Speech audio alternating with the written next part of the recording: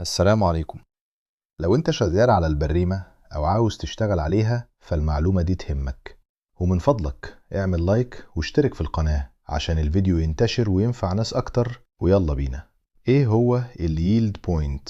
الييلد بوينت او واي بي هو قدرة المد على حمل فتات الصخور ونقله من قاع البئر الى السطح. يعني كل ما كانت قيمة الواي بي مناسبة، كل ما كان المد أقدر على تنظيف البئر ومنع تراكم فتات الصخور حول البت أو داخل البئر. لكن لو زادت القيمة عن المطلوب هتزيد مقاومة الضخ، ولو قلت جدا ممكن تقل كفاءة تنظيف البئر. علشان كده مهندس المد بيتابع الييلد بوينت باستمرار وبيضبطه حسب ظروف الحفر ونوع التكوين، وده بيساعد على الحفاظ على نظافة البئر وتحسين كفاءة الحفر وتقليل المشاكل أثناء التشغيل.